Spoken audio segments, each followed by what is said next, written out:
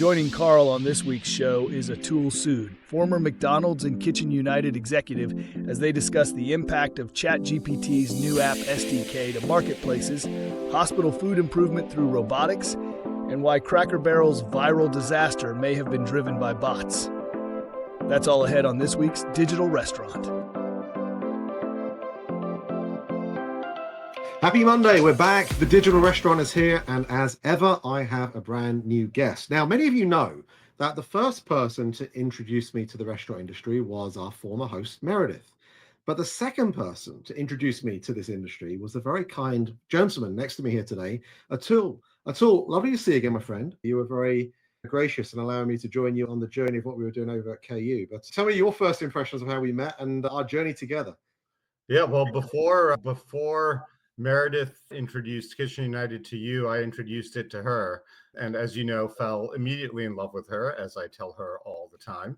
And honestly, fell pretty quickly in love with you as well. Mostly due to your accent, a little bit due to your shoes. But it was great. The energy with which you joined the company, the enthusiasm you brought to the company, the diligence, the detail orientation, and the systems and processes were I think what got us to where we got. And as you know, it was quite a journey, both a positive journey on the upswing and a little challenging as we came down from the ceiling. But it was great working with you. I hope to do so again, and it's fantastic to be here with you today. Yeah, I'm really privileged to have you here, Atul. Not only are you a good friend, you're someone I deeply admire in the space. And not many people know this, of course, but you had a long history at one of the biggest restaurant companies in the world. And you know, one of the other things that many people don't realize is how much of a big black book you've got and the connections that you are able to utilize for us, not just at Kitchen United, but mostly through your whole career, have helped with investments and various different things that are helping, I'm guessing, today in your own consulting business as well. Yeah, really pleased to have you here, my friend. I'm looking forward to covering, as ever, a really full amount of content. There's always stuff happening in this space. And so if you don't mind, we'll get on with it. And the first question is one that, usually I take this, but I know you're a man for the future. But DoorDash have been in the news talking about delivery robots and their smart scale. Tell us about this. Absolutely. So I've to go a little bit into the history. I've known DoorDash and Tony Zhu since about a decade ago, when they were still just delivering essentially out of a garage.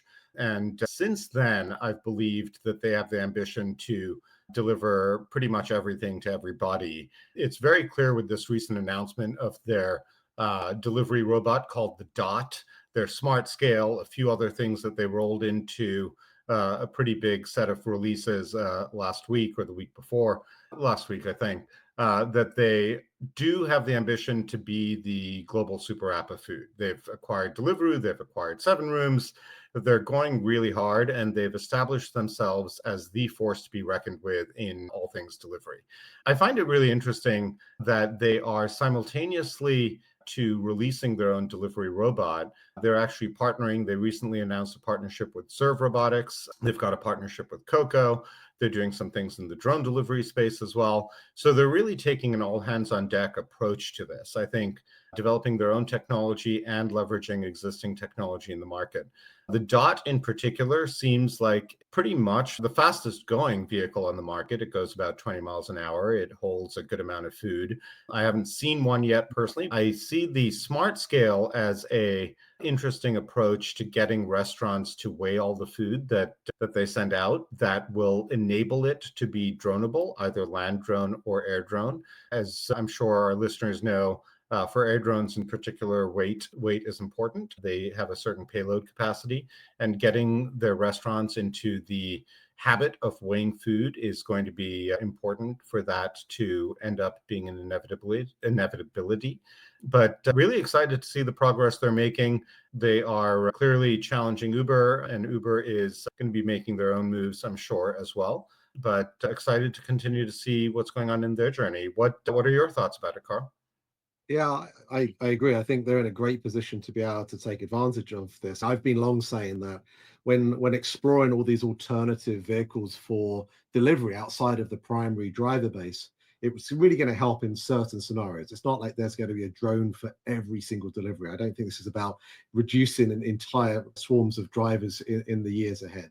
I think it's going to really help in those pockets of time where perhaps drivers are really busy, or perhaps in certain localities where a drone is actually the better way of being able to deliver versus a driver. And that's obviously about creating a better customer experience. I think the thing on the scale is an interesting one for me, right? Because ultimately, unless you're on an exclusive relationship with DoorDash, you're probably working with a Uber Eats or a Grubhub, or maybe it's some other kind of player. But the reality is that is this going to be something that then plays and works across the other marketplaces as well? I don't think so.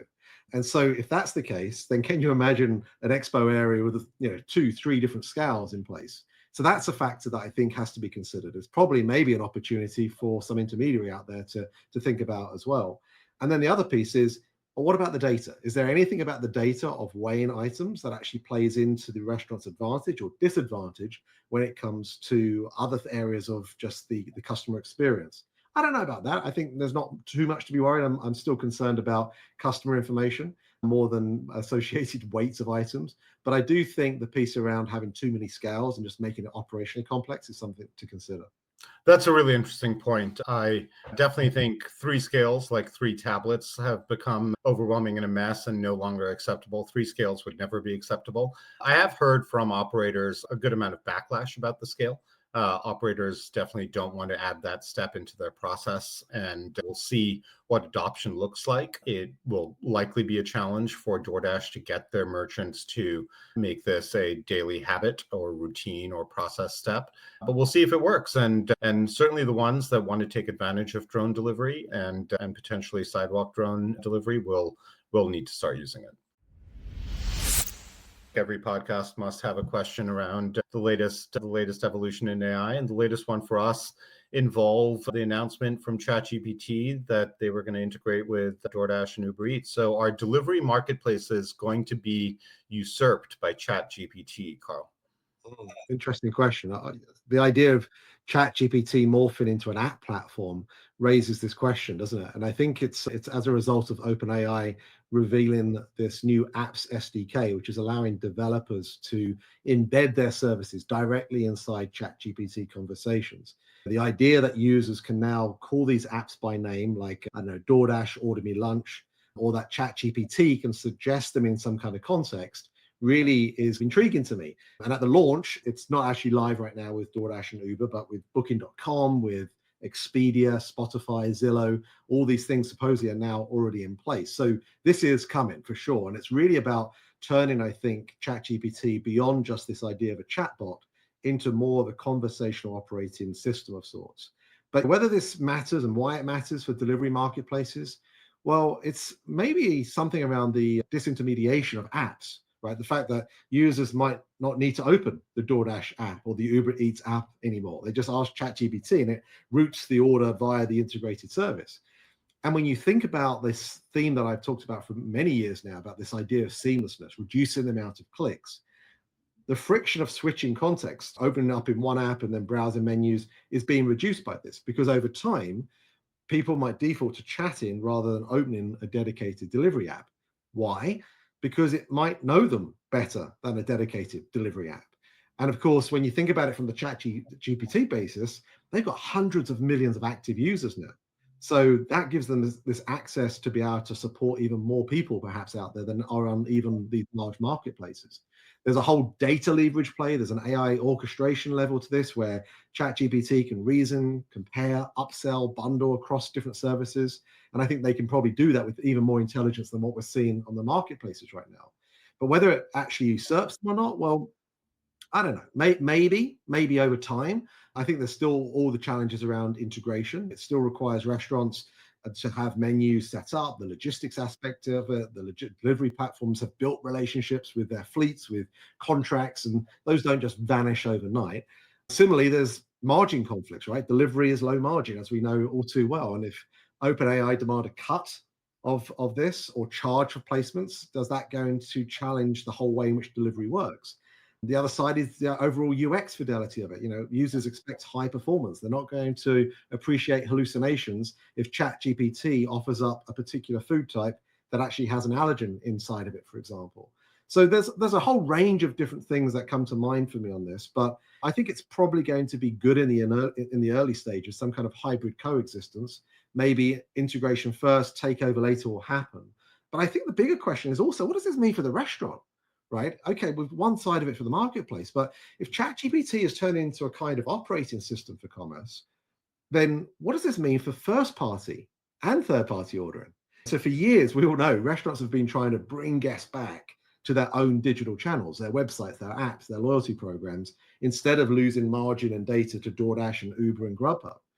But consumers love that convenience. And if they've gravitated towards marketplaces because it is easier, and then ChatGPT adds as a further level of value and adds even more convenience, then why can't it also access a restaurant's first party API and become the gatekeeper? So that way, if I was to say to my ChatGPT interface, I only ever want to order through first party, then maybe that actually turns it into a greater experience for the guest.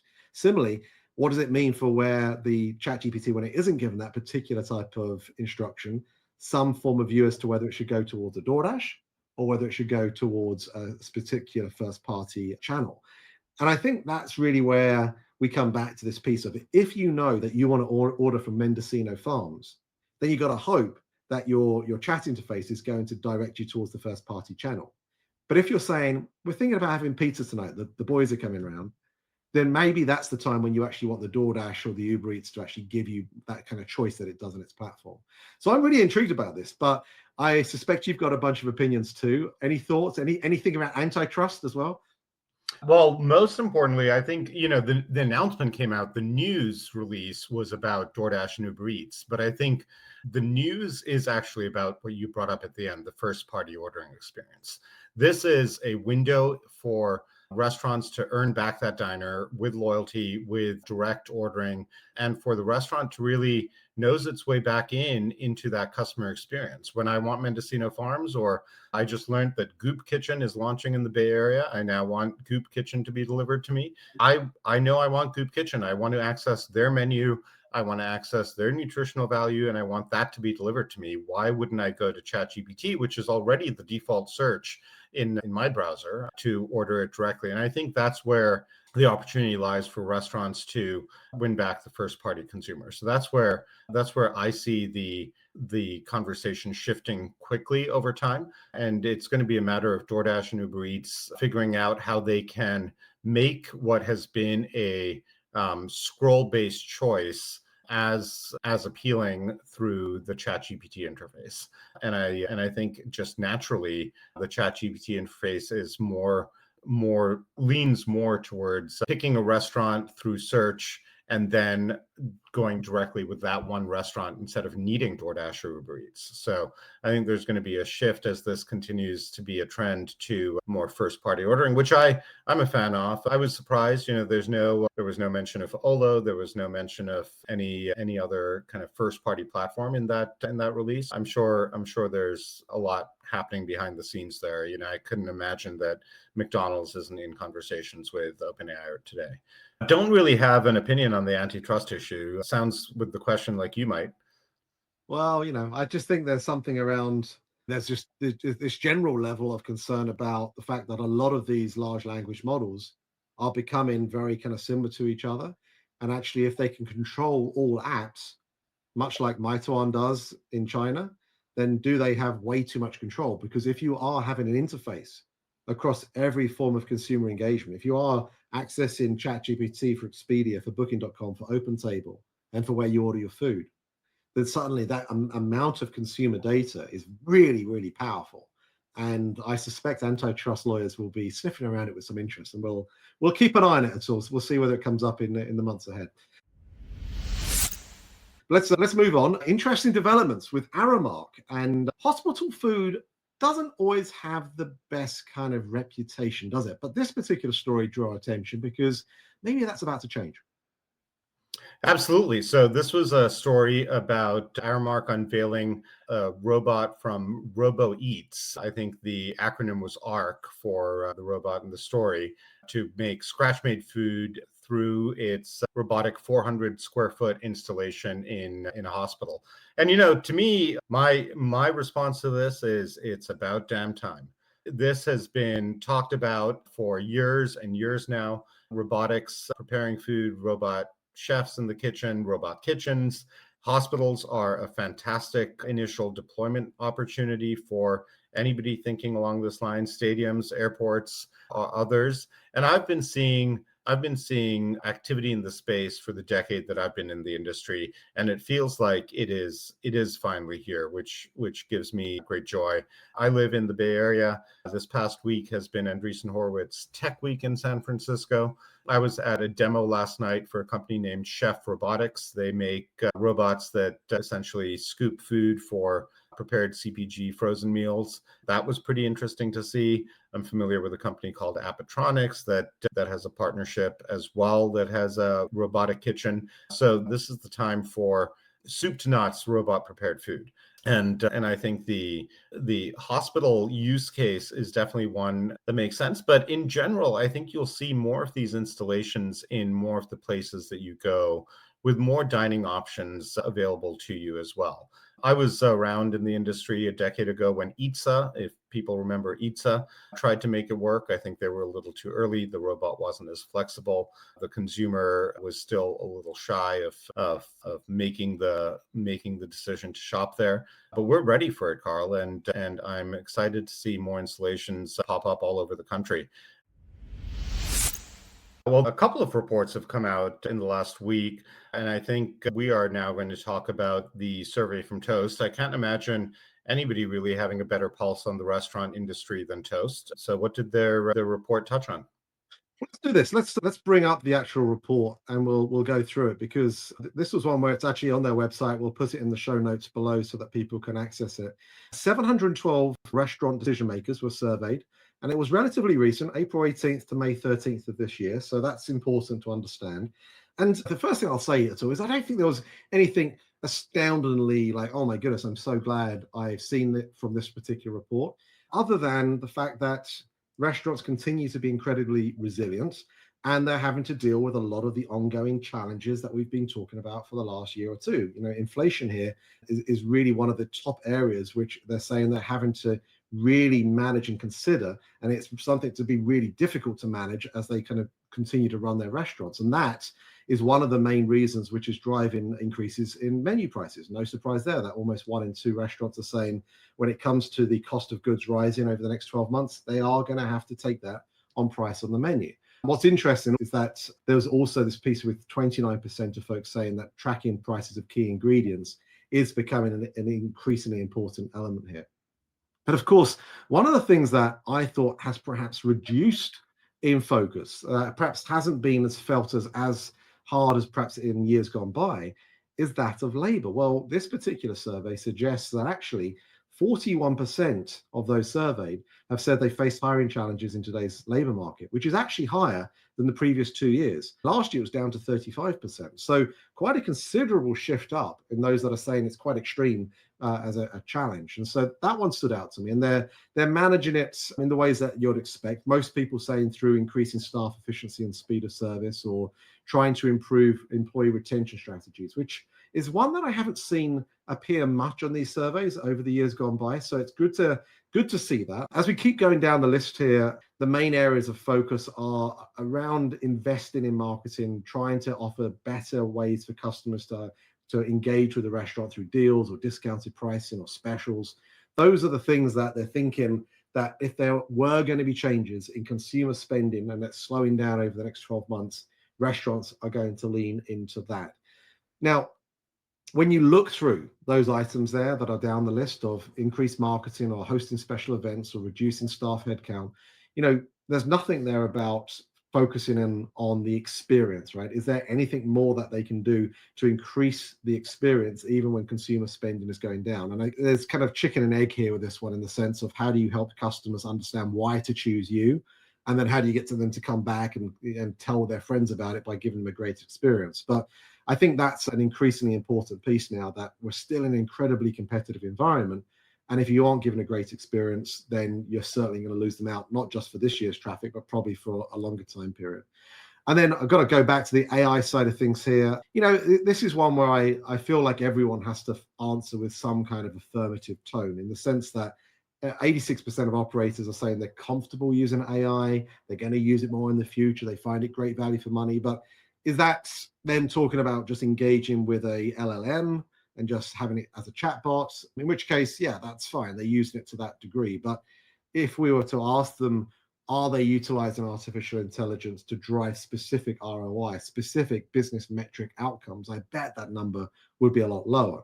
When asked about where it's being used in restaurants, primarily, you've got people using it for marketing automation and guest engagement, real-time insights and menu optimization, with a large chunk of people suggesting that they will be doing it in the future. But what I think is most important about this, the light orange across each of these different items on the list, suggested that almost 3 in 4 restaurants are not using it right now, right? Not using it for these very specific business applications. And I think that is quite telling. And I think it's going to come back to the importance of why having a very clear business case is absolutely critical when it comes to AI in restaurants. So those are the main kind of things that drew my attention. Was there anything that caught yours? The last point you made is what honestly threw me for a loop a little bit. The stat that only a quarter of restaurants are actually leveraging AI in some way. That seems surprisingly low for me. AI is no longer new. It's no longer novel. Marketing is a clear use case, voice-based AI for the drive-through, for answering phones. They're, a new company. I feel like I trip across a new company every day in the voice AI space. So if an operator has not tested the waters yet, it is time to do so. And I would suggest that with urgency, because although it's changing fast enough that the tools tomorrow might be slightly different than the tools today, I think it's imperative that operators get a feel for what AI is capable of, get the lifeblood of AI pumping through the veins of their team, so that they can really fully embrace it in 2026 and beyond. And that number really did surprise me. The labor challenge number, one thing that I thought immediately after reading about the 41% is it's got to be different in California, right? It must be much higher in California. I'm very loyal to the state. I've lived here for over a decade. I know you live here too. And I feel like people are facing significant labor challenges here. And that is something that must be a higher number than that. So those are the two things that jumped out. The one thing you quickly skipped over there was despite inflation or food inflation, people are still expanding their menus. That was a takeaway. That really surprised me as well, for 2 reasons. One, in an inflationary environment, you'd think you'd pare down. And then 2, I think the best brands in the business are paring down their menus as it is. That's what you read about with Red Lobster's revitalization, or what Chili's has been doing. And so the continued experimentation with menus and menu changes, despite food inflation, is a little bit of a question mark for me. But let's finish up, Atul. This one, of course, has been probably the most virally talked moment of the year so far, with Cracker Barrel and all of the challenges that they've been going through. Part of the stoking the fire attributed to this as a result of bots. Tell us about this story. Absolutely. So this came out recently as well. You'd expect bots to play a role in political news, but who would have thought bots got involved in news about a logo change? So it turns out that nearly half, 44.5% of the chatter on the internet during the Cracker Barrel logo controversy was bot-generated chatter. A lot of it was on X. I know a lot of the chatter that I saw was on my feed on LinkedIn. I pretty much live in LinkedIn, so that's where I get my news. But nearly half of all comments on the controversy were not human beings, and that kind of when I first read that, it kind of made me proud. Our industry matters enough for somebody to invest in bots to spread vitriol about it. But jokes aside, it was obviously disappointing.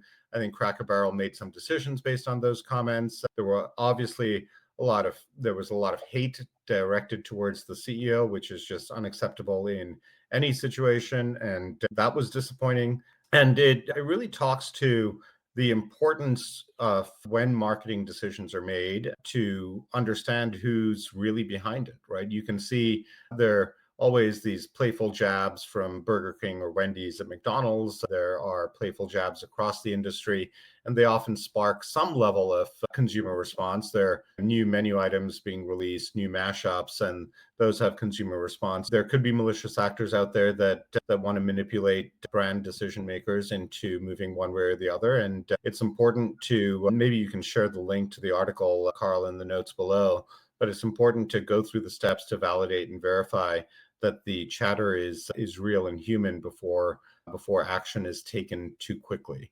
Yeah, absolutely. I think one of my posts that I put out actually featured Greg Creed talking about this at Prosper earlier this year, and he said a very similar sentiment to you. You know, we can compete, we can have fun with each other, but the vitriol's got to stop. And it's almost a dreadful shame to hear that actually some of that has been kind of driven because of this. And you've got to wonder exactly how does that come about, because something's got to stop bots from making that happen, right? And if that's the case, then that creates a rather worrying competitive landscape for us all and all of our brands, no matter where we're operating. One to keep an eye on, but a good story to cover nevertheless.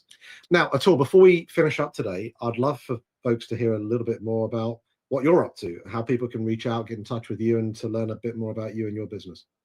Absolutely. Thank you for that opportunity. It really has been good seeing you and talking through this. And well, if you know me, will see me frequently on LinkedIn. I am pretty religious about posting. I am pretty active commenting as well. So Atul Sood on LinkedIn, you'll get a response pretty quickly. I encourage people to reach out that way. What I'm doing these days is I'm a fractional chief business officer. I help restaurant tech companies go to market, figure out their fundraising strategy, think about growth, working with a number of companies right now, the most notable drone delivery company called Matternet, a gamification company out of Switzerland for loyalty and engagement called Brame, a device-specific marketing platform called Nextech, and a really interesting company that ties license plates to wallets so you can drive through the drive-through without reaching for your credit card. And that's called Flash. I feel kind of like a watch salesman sometimes. I open up my coat and I got a lot of watches, but it's really fun. It's intellectually stimulating. I get to work with people I want when I want to. But look forward to seeing you. And if people will be at RFDC, would love to connect prior so that we can meet in person and shake hands. I know Carl will be there. And just love being in this industry. I'll be at a lot of conferences next year, so look forward to meeting people there as well. If you're not part of Atul's little black book, then shame on you, and this is your opportunity to fix that. Atul, it's always lovely spending time with you. You're one of the most knowledgeable people in the space, and to have you on the show is a real privilege. And I know you've been wanting to come on for quite a while. Finally, we've been able to fix it. Hopefully it's not the last time we get you on, but thanks again for your time today. And for the rest of you listening, thank you for tuning in. If you've got any thoughts about the ChatGPT interface and what that means for the industry, please put your comments below. If you're in hospital at some point soon, would you like to be served by a robot? We'd love to hear from you. But until next time, thanks for listening. The Digital Restaurant Podcast is available for you to follow and subscribe wherever you listen to your podcasts. Watch us, rate us, and subscribe to The Digital Restaurant on YouTube, and follow along on all our social media digital restaurant channels. Thanks for listening.